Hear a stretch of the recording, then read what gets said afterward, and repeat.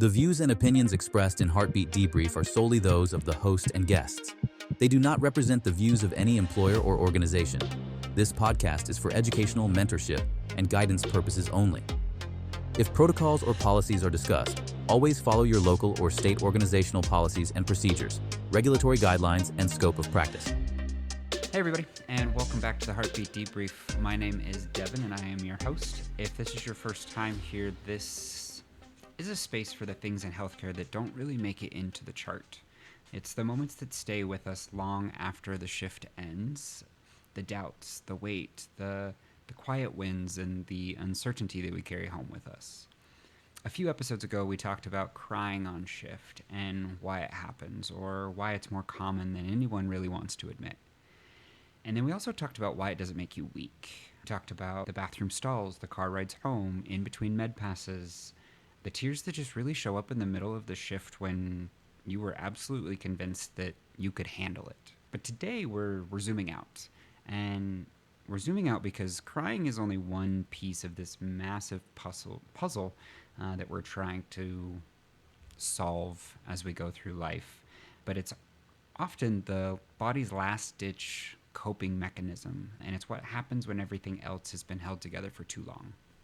So if you listened to that episode a while back and you thought, okay, but why is this happening to me? Today's conversation is for you. And today's conversation is about burnout. The burnout that we see far too often in how it relates to mental health in healthcare. The kind that shows up quietly and it disguises itself as just being tired.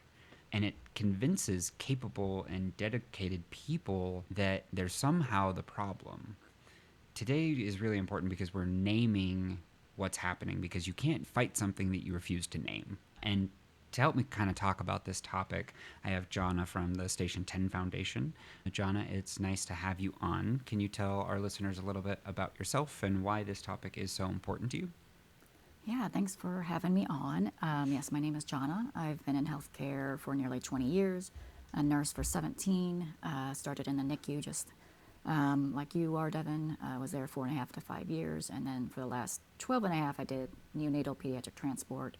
And then in December, I just changed a role into a performance improvement coordinator. So a very, very different role, Monday through Friday salary. It's okay. You can say, my soft nursing era, however you want to say it. But Yeah. This burnout topic is very near and dear to my heart because, as you know, like being affiliated with Station 10, and then my best friend partner Jamie is fire and EMS, and it's something that is probably limiting our numbers of healthcare workers more than we think. It's probably the reason, I bet it'd be interesting to see how many have left because of the burnout aspect. And like you said, it's the name that nobody wants to talk about. It's like the Voldemort in healthcare, and how do we battle it? So yes, it's very near and dear to my heart. Yeah, I don't know. It's almost like it's a buzzword also. Like I know people hate hearing the word burnout because it's been used so much, but nothing's been done about it really, and no one is really addressing it as much as I think we probably should. But then I also think that people get confused between stress and burnout, and they interchange the two of those together. And like stress, we all know is part of this job. None of us came into this job expecting calm, predictable days. We all knew that this job would have some form of stress, but the stress kind of comes in waves, and it spikes and then it settles, and then it spikes again and then it settles. It really responds to rest, right? Like I'm stressed out at work, but then when I go home, I can relax, I can de-stress, and then I don't feel stressed anymore. But burnout is kind of the opposite, I think. And I have two definitions from the World Health Organization. And stress is defined as a state of worry or mental tension caused by a difficult situation. And stress is a natural human response meant to help us respond to challenges. Everyone experiences it, and how we respond to it kind of matters. But burnout is different, and the World Health Organization defines burnout as a syndrome resulting from chronic workplace stress that has not been successfully managed. It's characterized by three things, and that's emotional exhaustion, depersonalization or cynicism, and a reduced sense of professional efficacy. So, what all that fancy words mean is that burnout isn't about being bad at your job, it's about being worn down by a system that keeps asking for more while giving less support in return. Yeah, and what's ironic is that second part of the depersonalization that brings right into that dark humor of how most of us try to cope or attempt to cope is with that dark humor, depersonalization, or that aspect. So Yep. And I mean, I think my dark humor developed within, I think while I was probably still in school to be an EMT. Like, I saw it from my instructors. So then I was like, oh, this just must be normal. And then I started my career in the military, and that didn't help with the dark humor. But that is just how I think every single one of us learn to cope with the things that we see, is that dark humor. And it gets to a point where the dark humor isn't enough anymore. yeah, and what's interesting too is that's why most of us stay together in our little packs. Military, EMS, healthcare workers, police officers. That's why we stay in our packs. That's who we marry. That's who we, everything. And so how to, and I get it. Like when we go talk with normal people like bankers or engineers or whatever it may be, and you try to have a conversation with them at times. Like I remember we had a barbecue over the summer and we were discussing, Jamie is very big into to call like CPS or when to hotline, but appropriately. And his big thing is it connects people to resources, not necessarily to get someone in trouble. And so we were discussing a bad call that he had and a bad call that I had with pediatrics, and there was someone there at the barbecue that like just started crying and like really upset, and she's like, I can't believe you guys are talking about this. And it's like, okay, well, you guys, most people don't recognize or realize what we all see and like how bad things can actually be, and that we have to find a way to cope with that, whether it be right, wrong, or indifferent. There's bad stuff out there. We see it every day, and just like you said, the ups and downs of stress, kind of just like your heartbeat on your heartbeat debrief algorithm. We have the ups and downs, and we got to figure out how to not keep going down, down, down. Yeah. So. And it's interesting that you bring up that the individual that started crying. I'm assuming they're not in healthcare. Mm-mm. And I've had similar conversations, friends that aren't in healthcare, and there's this huge disconnect between what we see, what they think we see, or I guess they see medical dramas on TV, right? And they think that's what everyone does. And they don't think about everything else that we see and how, real life is very different than what's portrayed on TV. And everyone loves The Pit. That's currently on HBO. I, too, myself enjoy it. We do. I do think it is one of the most medically accurate shows on air right now. And more people that I've talked to recently are like, so is that what it's actually really like? Like, their attitudes, and they just seem so cold or insensitive. And it's like, yeah, you just kind of develop that. But then you also see like the emotional side of it too. Like, we see a lot. We have to compartmentalize things. And yes, when we talk to people who aren't in healthcare, they don't understand. And then they break down, and they just they can't believe that those are the things that we do and see. And they feel, I don't want to say they feel bad for us, but they try to understand. And I think they don't understand as well as I think they'd like to. Yeah, and it's really hard to explain the full aspect of it too.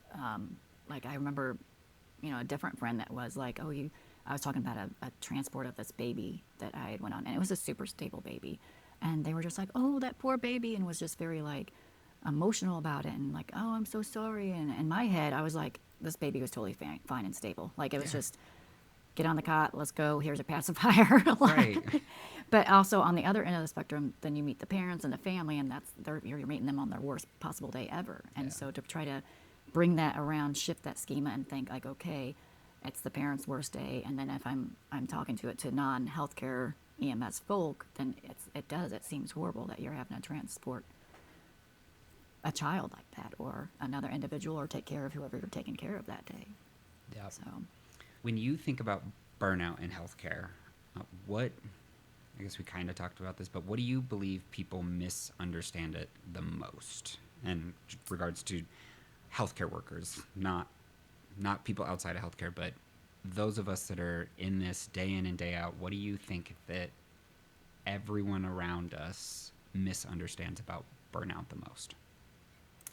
I think the biggest misconception, honestly, is we're not taught to be on the lookout for it. We're not taught in nursing Okay. school and EMS school and medical Yeah. school to expect, like, hey, this job can take a toll on you. Most of us are called into this field, right? Like, we have had something happen to us, or we were taken really good care of when we were little, or whether it be childhood trauma that kind of wove us into this way, which there is a high percentage of us that, have high ACEs scores, like a psychological ACE score, that have led us into this field. When you're in those schools, when you're in, your academies, when you're in your first nursing graduate collaboration, at least nobody taught me, like, hey, you're going to see some bad stuff. You're going to deal with some horrible things, and you're going to have to, nobody tells you, you're going to have to figure out how to Right. not think about it over and over again, or have nightmares about it. I think the other aspect of it is we have access to overtime left and right. And so where most of, let's say, the normal people of Monday through Friday, 40 hours a week, that's their budget, that's their whatever, that's their job. And so with us, what's hard with us is we end up being like, oh, I just need to buy one more thing, whether that's the way you cope with things. And we're like, that's Yep. one more shift or 7 more hours that I can, Yep.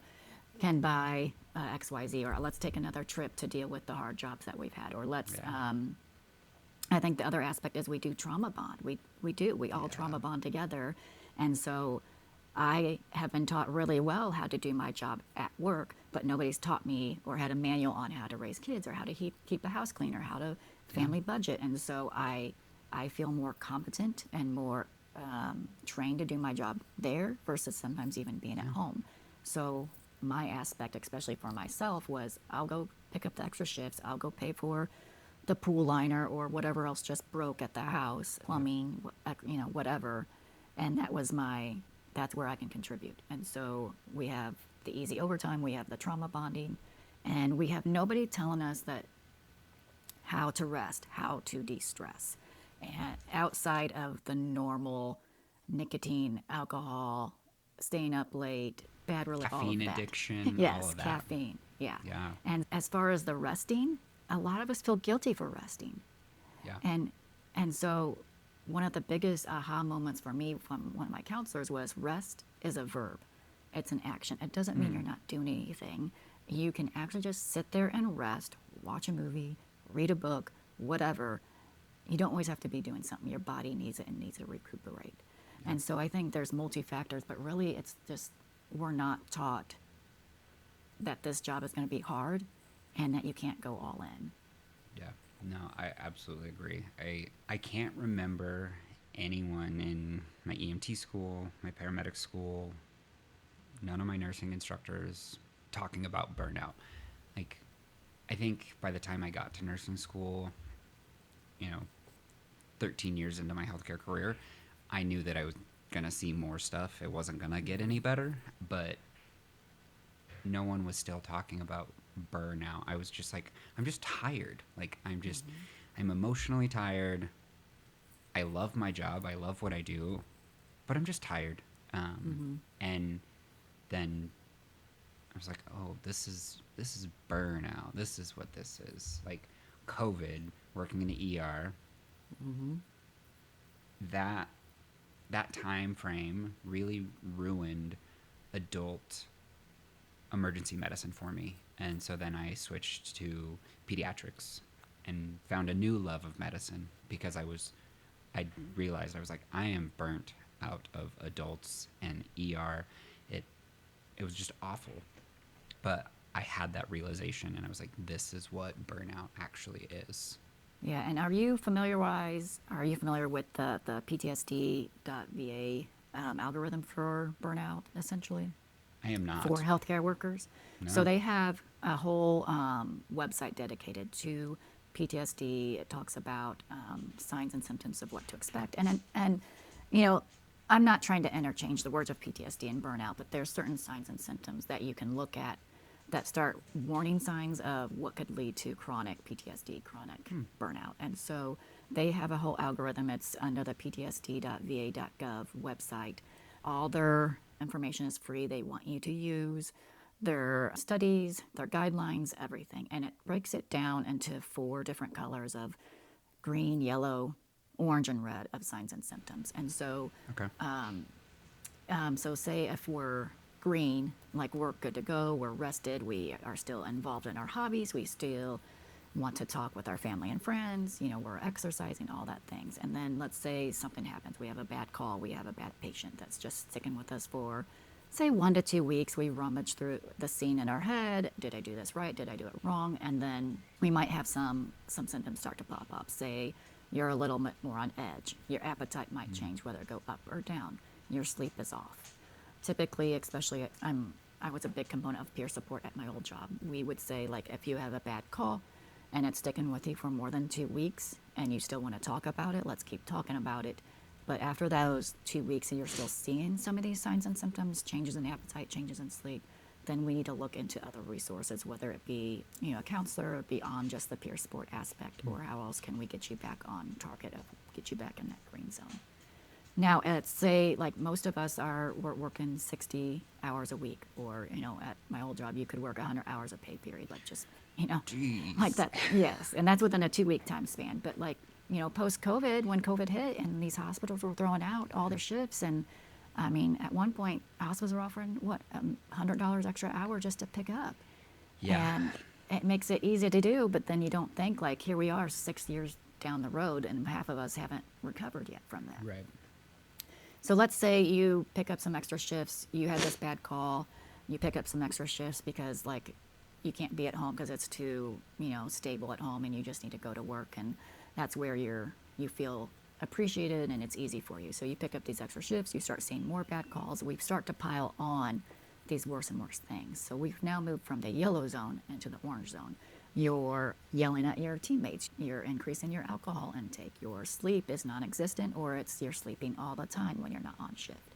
And then if you continue down this role of what they call like this stress first aid pathway of not getting things fixed, then you'll go all the way into that red zone of, say, where you can truly fully go into that burnout mode, or have fully diagnosed PTSD, depression, anxiety. Say alcohol is more than just on the weekends, it's a full-on alcoholic addiction. And I'm just saying alcohol because that's the easiest one that's I can think of outside of caffeine and nicotine and other drugs. That it's the most legal drug, let's say that way. Yeah.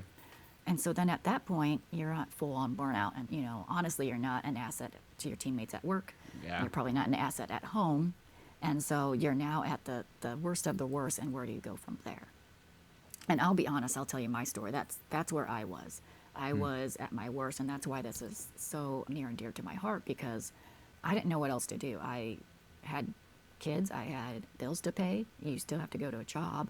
Yeah. And no one's talking about burnout or what's bothering you. And when you start acting really like a fool, no one wants to work with you or confront you about it. Yep. My partners at the time, now they will laugh and they'll be like, well, that nobody wants to work with angry cussing Jonna. And so that's embarrassing on a whole nother level too. Yeah. And so part of those algorithms of the yellow, the yellow, orange, red, is you notice personality changes. Like, they don't want to laugh the same anymore. They're not fun to be around. And so really what I think, as far as the burnout and the PTSD comes down to, is we have to get used to, one, saying that it's okay that we can rest. Yep. Rest is okay. And two, you have to be okay calling out your teammates and those on the pods or on the ambulances or wherever you're working, and saying, hey man, something's not right, you're not acting right, you're withdrawing, or you're acting really mean, this isn't like you, you're eating more, you're eating less, are you sleeping? And we have to open up the conversation, and my belief is to open up the conversation and be like, it's okay to not be okay. Yeah, But absolutely. let's get you on the track. Let's get you on track to see what we can do to make it to where you still love this job. And if it ends up being that the job is now no longer conducive to a nice, healthy living style, then we have to look and be okay with options to leave that position. So Right. And it doesn't mean leaving healthcare. Like, if you truly love healthcare, it means finding something else in healthcare that's maybe less stressful, but still as rewarding. I know a lot of the people that I've worked with over the years, like, I am a night shifter through and through. On the ambulance, my one shift a week, I do work day shift, but in the NICU, I work night shift, and then when I worked in the ER, I work night shift. It's just, I jive better, Yeah. but I see so many people on night shift struggle, and after about a year, if they can't get to day shift because of staffing or whatnot, then I feel like you really kind of see that burnout become more prevalent. And you speaking about those zones, like, if I think about people that I've seen or think about myself, like, I can see, like, oh, these people are in yellow, these people are in orange. And some people, when they get to that red zone, they're like, I either have to leave this job or I need to go to day shift immediately because something needs to change. I don't like being here anymore. I'm mean at home. I'm not sleeping, or all I want to do is sleep. And then they get to that day shift, and you see them like a few weeks later.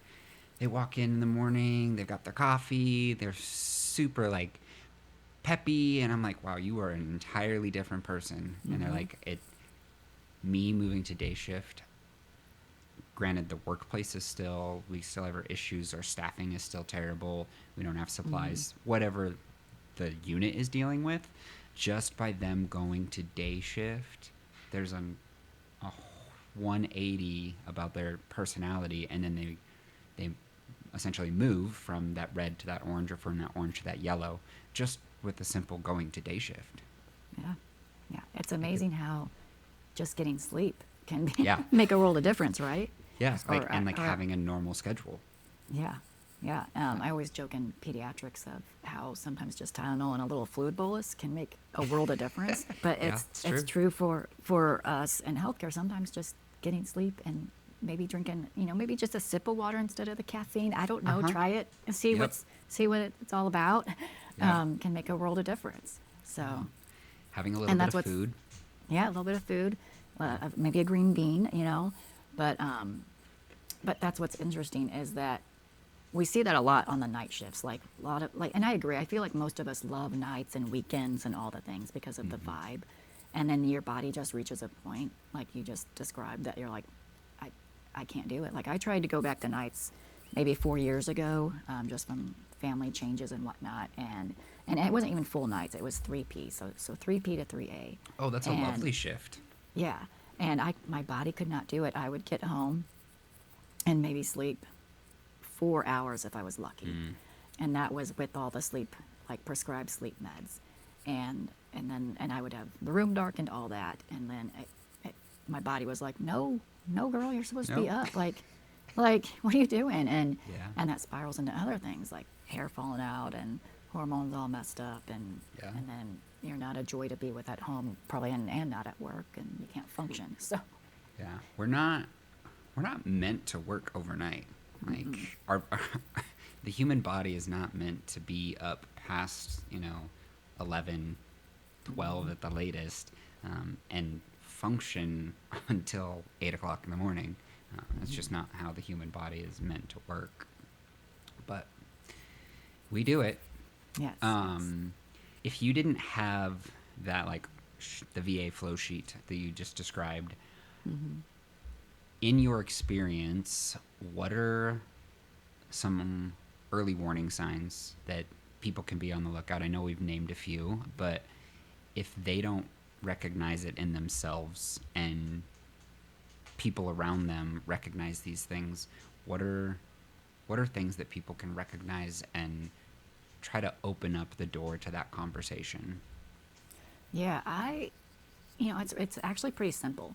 Any sleep changes, sleeping more, sleeping less. Like if someone starts coming in and saying, I'm just not sleeping the best, or I'm sleeping all the time, that's gonna in my head like trigger something. Eating, like eating more, eating less, snacking different foods, losing weight, putting on weight,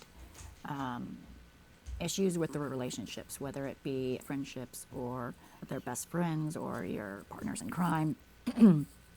Anytime like you hear like more complaints, I feel like, because sometimes usually we externalize like it's never me, right? It's always Right. well, this person didn't It's pick somebody the else. clothes up. Yeah, they didn't pick the clothes up, so everything is just a crapshoot at this point. Dishes weren't done, or and then I would say personality changes. Like, say if they're normally really gung ho and like a good worker, and then all of a sudden like they don't want to help restock, or don't want to go like help in a room and help with an IV, or whatever. Like, they've become more difficult to work with. And then withdrawal. Withdrawal is the number one sign of depression. So most of the times when we get to the worst and we're just inside our heads more than anything, we start to withdraw, like, because, Devin, you can't understand what I'm going through. Like, yes, you're a NICU nurse, but I'm a NICU nurse here, and maybe I saw something different. And our mind takes over into this spiral of ridiculousness. Yeah. And so we start to withdraw. And typically with withdrawal, then we have to look at substance abuse, whether it be alcohol, nicotine, drugs of choice, whatever. We really have to look at, obviously alcohol is the biggest one because it's so easy and it's legal and we don't get drug tested for it and it's easy to hide. But withdrawal is the big thing. Like, if they're, like, say we used to have like every Sunday morning on night shift, we would go out for breakfast after night shift. And now that person doesn't want to go. I'd be like, okay, what's going on? And so I would start with, are they eating, drinking, sleeping? Are they withdrawing? Are they acting a fool? And then if transport was a very different world. EMS is a very different world, to where you can call people out pretty easily, I feel like. Yeah. Because it comes down to life or death. Like, if it's just you and one or two other people on the rig or in the ambulance or in the aircraft, you got to be ready to call them out. Right. But we need to familiarize and get used to doing it in the ER and the NICUs, the ICUs. It's not just life or death for your patient, it's life or death for each other, because we do want to enjoy coming to work, and typically those friends that we make at work, like, they're your ride or dies. Yeah. And so you have to be able and just be like, hey, Devin, like, you're kind of acting a fool these past couple weeks. Like, what's going on? You want to sit down and tell me about it? And you might say, hey, let's go get a coffee. Or you could even say, I'll bring you a coffee from, what's your favorite choice from, before shift. And I also always offer like some type of fidget spinner or fidget, thing. And let's just sit for 5 minutes and just talk. And then most of the time, especially as a peer supporter, you can just ask 1, 2, 3 questions, and you can just sit back and let them do the talking. And silence is a really good response. It's a perfect response, especially for a peer supporter, because we don't always have to say something back. Just being able to listen is such good medicine. We do it for our families and our patients, so why aren't we doing it for each other? Yeah. And so that's just true. being able to sit there and listen, and if you can just sit and observe, like, say, their faces, their mannerisms, a lot can be said in silence. And then from then on out, that kind of opens up the playing field of, let's touch base like at lunchtime, let's touch base at the end of a shift, or if we need to even get coffee, go for a walk on our day off together, which is always a puzzle to find a day off with certain people, but if it's important, then you can usually do it. Yeah. So I would say, how are they eating? How are they sleeping? Are they acting different? Are they withdrawing? In healthcare, we notice things, I think, a little bit differently than somebody not in healthcare. We pick up on all, like, the subtle signs with our patients. We should be able to do that with our coworkers and our friends and people that we spend 12 hours with on transport or in EMS. Like, there's 4 people on an engine, there's 3 people on an aircraft, there's 4 people on a ground ambulance transport, there's 2 people on a regular ambulance. Like, those, you're with them for 12 hours at a time.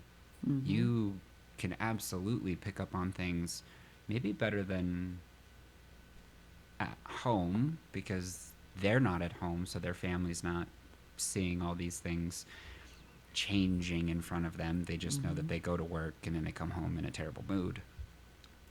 And then in the hospital, where there's a little bit more of us, there's on my unit there's 16 of us at a time generally, but when I was in the ER, there's 30 of us, and we all have our little cliques and who we want to hang out with, but you still pick up on, I'm not great friends with that person, but there's something off about them today. And then like a week goes by and they're not their normal self. And we should be able to go up to these people and have these conversations and call them out. And it doesn't have to be in a rude way. It doesn't have to be like, hey, you're being kind of an asshole. Yeah. If that's the relationship that you have with that person, then great. Like, I know I can go up to one of my friends and be like, you're being an ass. But that's the relationship that I have with that individual. Versus like someone that I may not know very well, I'll be like, hey, I've kind of noticed that you seem a little off. Is everything okay? Do you want to talk about it? Do you want to grab lunch? Or the other night we had a code and we terminated the resuscitation, and afterwards there was a staff member that was traveling with us. We'd gotten to know each other fairly well just by working together, but as a traveler, not being on the unit for very long, not super comfortable with really anybody. And I was like, hey, there's like a courtyard on our way back. Why don't we just step outside and take a couple minutes? If they need us, they can call us. And we stepped outside, and just like that fresh air was nice. I sat down, took a couple deep breaths, and then they sat down, and then they let out this like really big sigh. And I was like, how you doing? That was a lot. And then they just kind of sat there, didn't really say anything. And then about, I'd say probably like a minute or so, they just started talking. And sometimes that's all it takes. It just takes one person to just show that they care and that they're there to listen. And that can really go a long way. I love that. And that's, and that's, and that took probably little to no, what, extra 5-10 minutes out of the shift, to give respect to the patient first, and then give respect to yourself and your teammate that just went and saw this horrible ordeal. That's not normal. It's not normal for us to, like, the human capacity to see things like that, like we do in healthcare, obviously. But the typical everyday man and woman might see one horrible event like that, once in their lifetime. And us in this position that we've decided to pick and can see something like this once a week, once a month, multiple times over our career. Yeah. And it builds up. It does build up, and then people start to compartmentalize things, and then that's a whole issue in and of itself. But when we talk about burnout, do we think that burnout is more of like a individual resilience issue versus a systems issue versus like a healthcare culture issue? Oh my gosh, that's a really good question. I'm going to say, each of those probably have a part of their piece of the pie in the issue. Because we are going to come across individuals that maybe we will recognize that they're burnt out, but they don't want to admit or recognize that their selves are burnt out, and they don't want to do anything or change anything to fix anything yet. Yeah. And they never want to fix anything. And that's their own journey that they have to go on. Yep. From the healthcare organizations specifically, I do feel that there's certain ones that are starting to, be the leaders and start just very small. There's a lot of red tape. There's a lot of legalities of saying hey, this job is hard, or hey, we should do peer support, or hey, most of those peer support teams or different like resiliency classes are coming from the staff themselves. I feel like, bottom up versus top down. I would love to see a top down aspect, but it's just not there yet, because we have to think about it's a business, right? Yep. So and you would think long term, like, oh, how can we get staff to stay, because it costs a ridiculous amount of money to train new staff Yeah, each it time. does.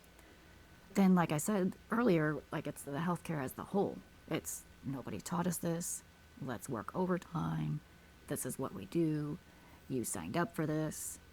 This. So, like, sorry you had a rough call and you ran for the past 24 hours. There. But Yep. you signed up for this. So You signed up for this. I've been guilty of saying that myself. Like, well, they Yeah. signed up for that. Like, it is what it is. So Yeah. yeah, it's interesting. I don't know what the chicken or the egg. Which one is it? Yeah, which one came first? No idea. Yeah. Yeah,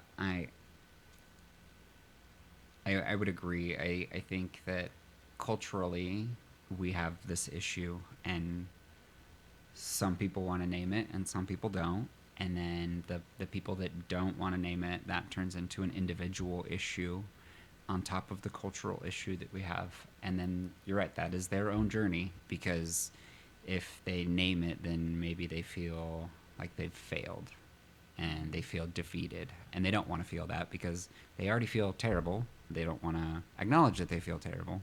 And so then that not wanting to feel defeated and like a failure, that adds on to the already pressing burnout and stress and everything else that they've got going on. And then it just starts to kind of spiral. I also think that, like you said, the organizations that we all work for, I can't think of one that I have ever worked for that has ever really had like a top-down approach to solving this issue. There is like the EAPs that offer peer support, which I think is a fantastic place to start, and have utilized some of those myself, but that's only a very small sliver of this puzzle. And how do you go about, from the top down, addressing this issue? Because like you said, it is a business, and if the business admits that this is a terrible job, people see terrible things, that's not great for like business, like to publicly announce that. But yeah, I don't know what the solution is, but I think talking about it, making awareness of it, and then I don't know, for me, I have things that I can de-stress with, like going to the gym or going to yoga, but I also feel like some of those things can also be used to help treat like burnout as well. Yeah, and I would say, even from that, going back to the healthcare organizations, I've personally sat through a resiliency burnout class, and which I was excited about. I'm like, oh, like, because I've done so much research, I've been in dealing with this for peer support for several years, and I was like, okay, what's this? What are they gonna say? And they're like, okay, there's burnout and resiliency, and this is maybe what it looks like, and we don't want you to get burnt out. And then it just, like, that was it. There was no like, what to do. Cool. Here's this. What's that? And now they did add on like the EAP aspect, which I do appreciate the organizations offering these services. I just caution, because a lot of these EAPs have counselors that are brand spanking new. Yeah. And so so you're gonna send a healthcare worker, EMS person, to a new counselor that perhaps they're not culturally competent. They don't know what this person's going to walk in and say, hey, I just coded this baby, or I just ran this kid that was shot, or just had a multi-level fire with a structure system that my partner was underneath, And so that's what's hard about it, is like they're offering these services, and it's appreciative, but we just got to do some fine tuning of it. And because I don't want to go to no counselor and say all this that's bothering me, and then they end up crying or being like, oh my God, what happened next? Right. Yeah, like they now need counseling because of the Yes. things that we told them. Yes. Yeah, So it's a that's fine line. Not helpful. Yeah. It's a fine line. And so to find those things that can help us relax, help us rest, And it's not even relax. Relax is a totally different way of looking Right. at things. We want to rest and build that resiliency. So looking at each individual person and saying, what do you like to do? Because you mentioned going to the gym. Well, some people can take that and add that as their addiction as well. So it's this fine line Okay. of No, that's going to fair. the gym, but then it's like, that's all, the gym is kind of the extreme one. Like, part of me is like, is it bad to be addicted to the gym? I don't know, but who knows? And so to find what works for each individual person and especially, you talk about yoga, meditation, and learning to word it to certain people to where they're not going to be put off by it. Yeah. So I do teach, and I've been trained in yoga for first responders, and they teach us a certain way to talk and to teach and to offer those services to EMS healthcare worker. I'm doing it healthcare workers too, because I feel like we're all one and the same of how we think. And most yoga classes, which I was a yogi, I've been a yogi for many, many years. I love going into my classes with incense and the ohms, and like bringing in some of the specific Eastern, medicine. And but if you take a yoga class to like the NER, and you're going to say om, and here's some incense, and you're going to be relaxed and resilient after this, like it's not going to go well. It's not going to vibe very well with them. It's not going to probably. go well at all. And so Yeah.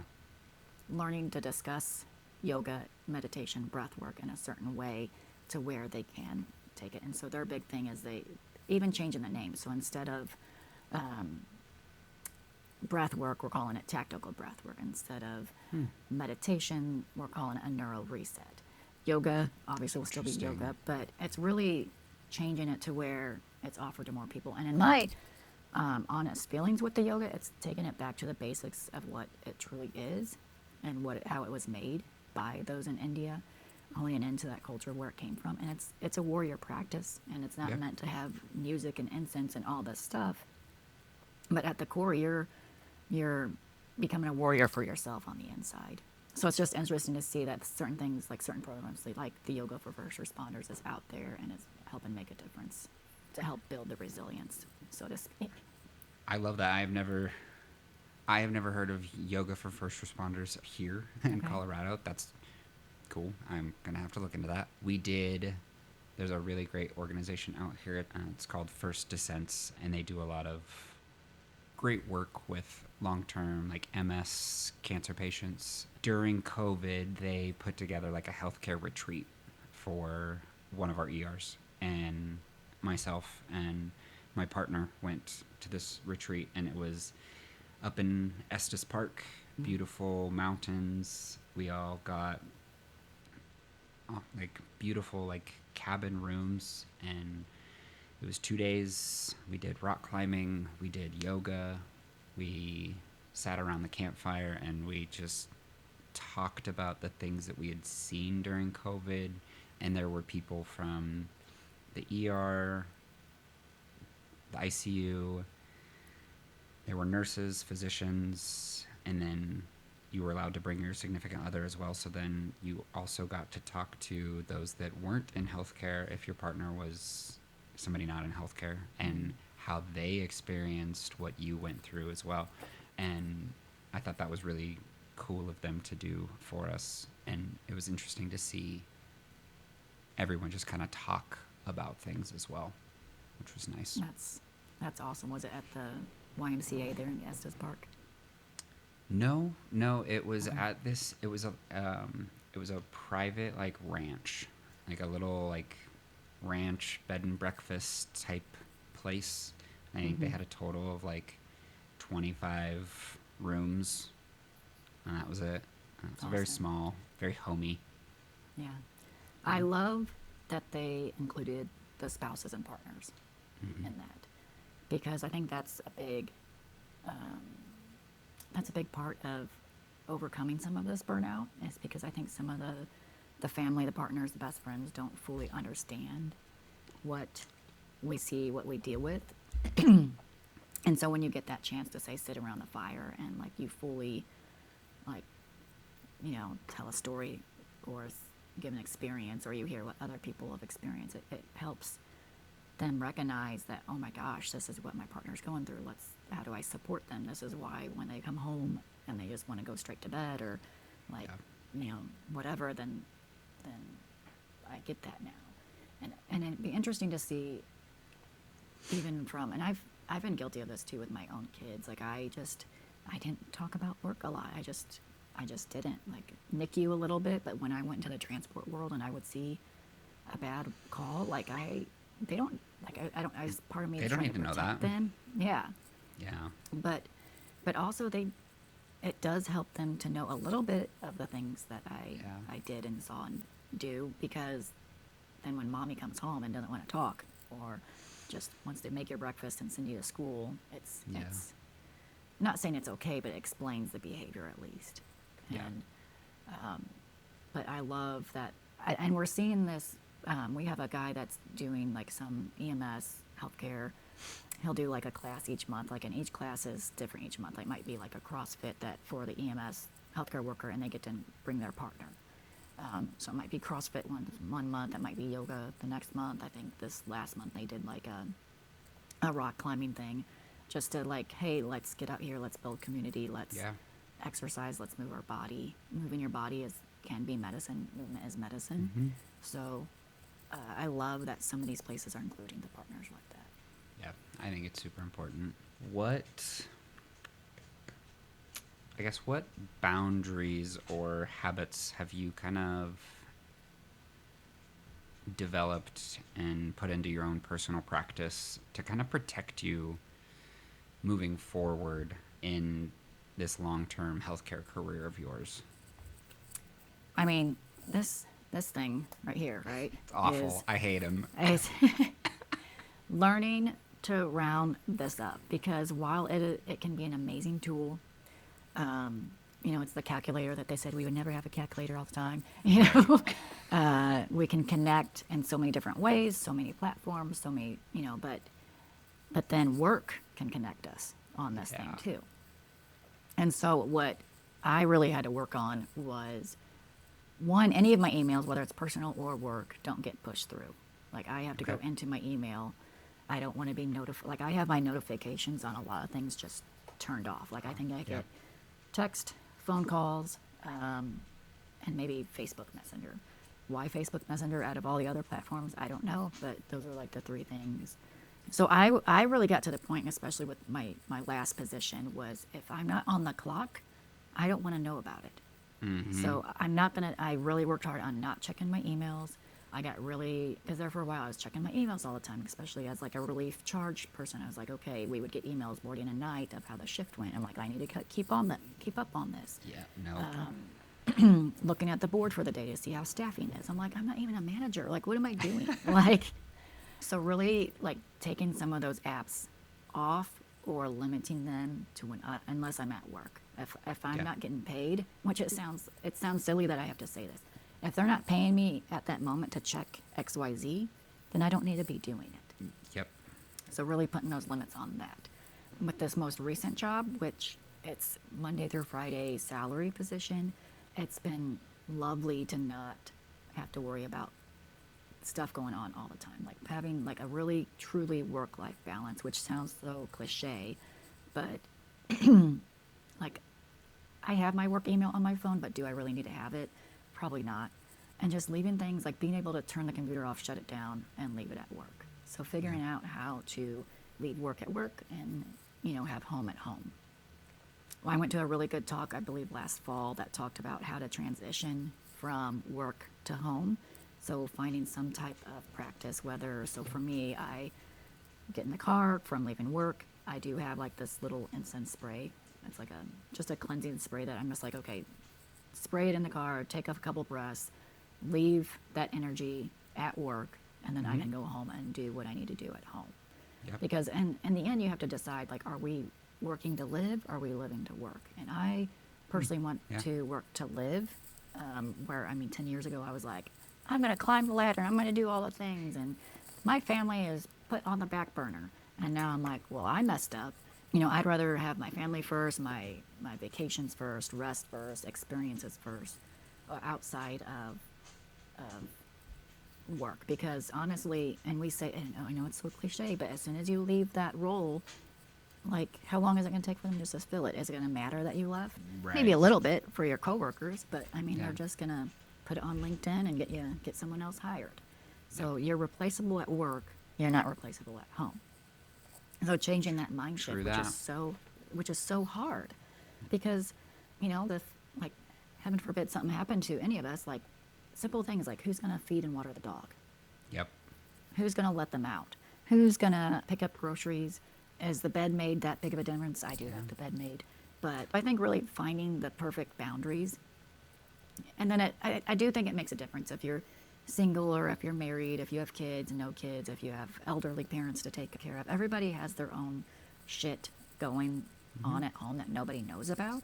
Right. And so just recognizing that we have lives at home. Work is not all Work that. is And not then, everything. yes, and it took me a long time to recognize that. So that's a lot of how I put my boundaries in. I think also, and then transition to the home from work. And then what I loved is this one talk I went to, they talked about specifically at home, how are you building your home life to be good? So for especially those with kids, say every Tuesday night is going to be taco night. And so they know, like, you have it on the calendar, like, Yeah. okay, it's taco night, we're going to have a good night. Like, plan things at home that you can look forward to instead of just being like, oh, I'm off work, I'm exhausted type things. And I'm not saying to max out your calendars. Like, Jamie and I have really been diligent on, this is our day off together. This is what we're going to do.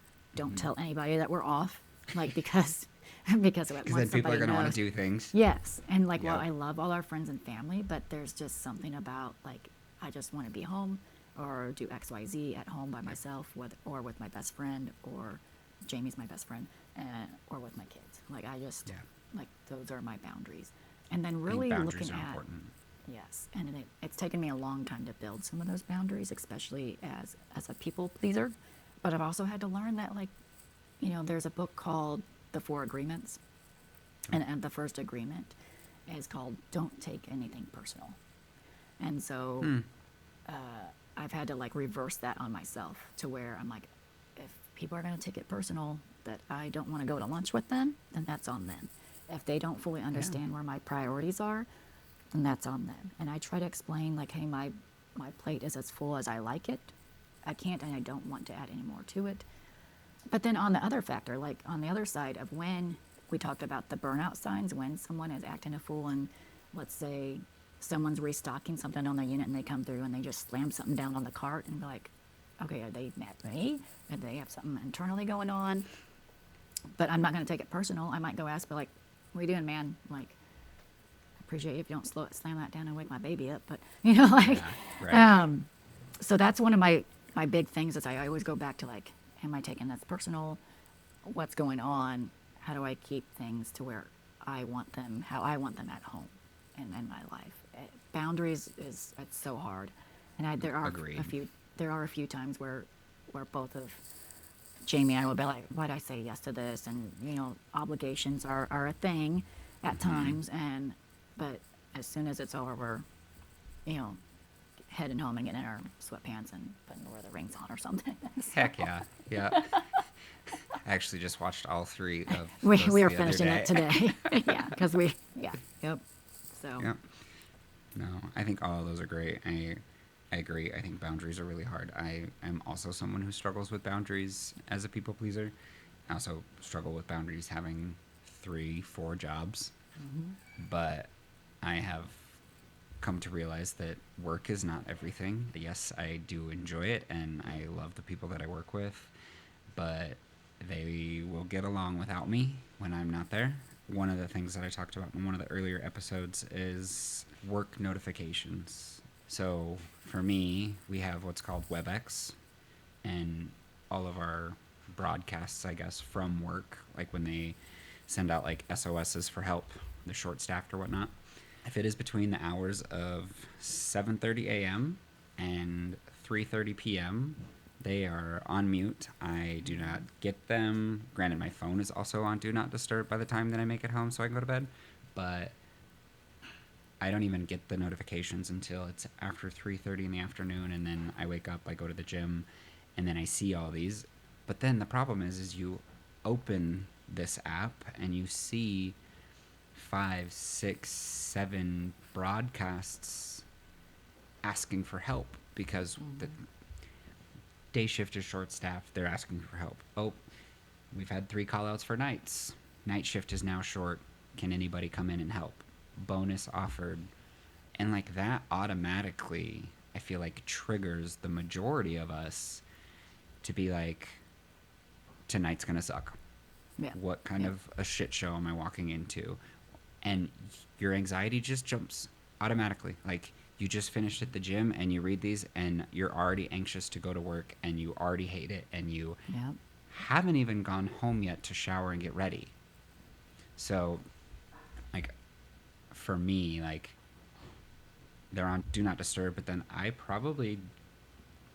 would say 9 times out of 10, don't look at them until I'm, like, maybe in the parking garage at work and be like, all right, are they looking for help tonight or are we going to have a good night? Yeah. Because I'm going to find out in 3 minutes when I walk through the door and into the break room.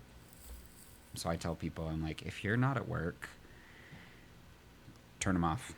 Like, unless you really are wanting that overtime, but then you have to be careful with that overtime. And that's a boundary for me, is overtime, because overtime is the quickest way, I feel overtime is the quickest way to get to burnout.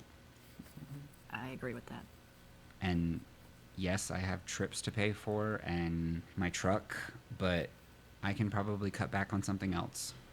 Like, I probably don't need to pick up an extra shift this week because I'm tired and Yeah. I want to sit at home with my partner and watch a movie. Yeah. Yeah, and I truly feel that we gain so much more from that, of the sitting at home watching the movie, than that extra shift that you won't even remember how many babies you fed, how many diapers you changed, how many, like if you're in the ER, how many, meds you passed, any of it. So yeah, I've really learned, and I think it comes with wisdom and age, because as a new grad nurse, we're like, oh, I got this new pay, and I can work all these shifts, and I want to learn, Yep. and then at what point does it stop? You're like, I've been accustomed to picking up all these shifts and this pay, and I can make my car payment, but I also want, my coffee drink on the way in. But do I really need it? No, I don't. No. Because down the road, sugar and everything else isn't going to help the burnout aspect either, and inflammation. I could go into a whole realm about all that too. Yeah. So. Yeah. I think my last question before we get wrapped up, since we're getting to the hour mark, is for anyone who is listening who feels emotionally exhausted but doesn't want to admit it to themselves, what would you want them to hear? I would say that probably the number one thing that I would want people to get out of this and the talk on burnout is that it's okay to not be okay. And my favorite quote from a book is, what is the hardest thing to say? And help. Help is the hardest and bravest thing that you can say.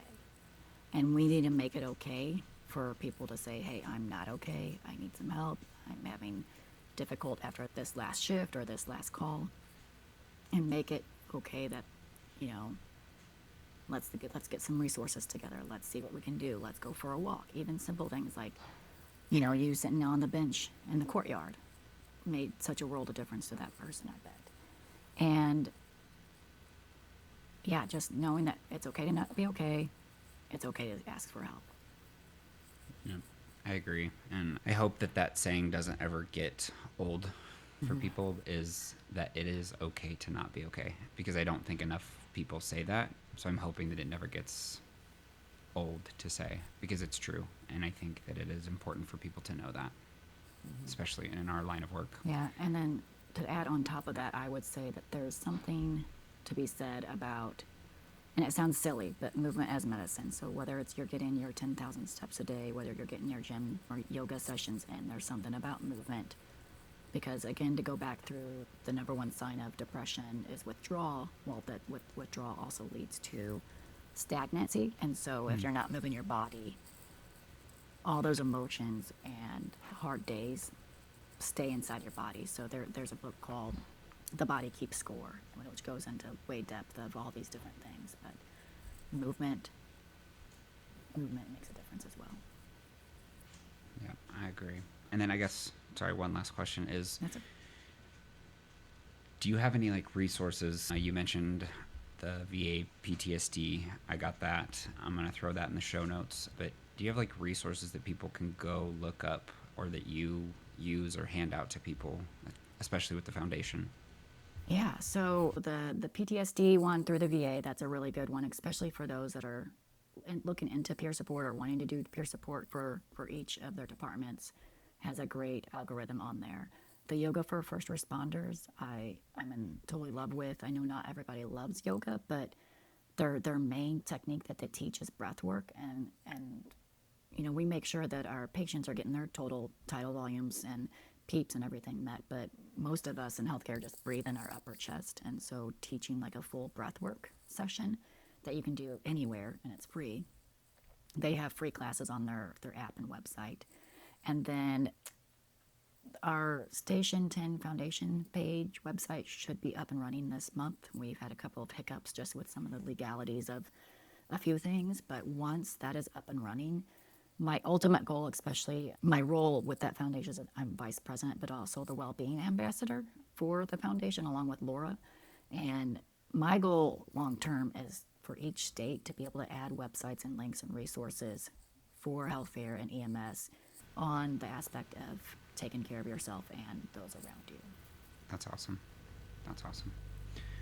Well, Jonna, I really appreciate you coming on, talking about everything. This is a pretty sensitive topic and one that I think that we just need to do more, not advertisement, but getting the awareness out there for us, for our coworkers. I think what the Station 10 Foundation is doing, and then I think what you are doing, and you have all this experience, and it's nice to hear, and I think the listeners would probably agree that it's okay to not be okay, and it's nice to hear that from a veteran nurse or someone who's been in healthcare for a fairly lengthy amount of time.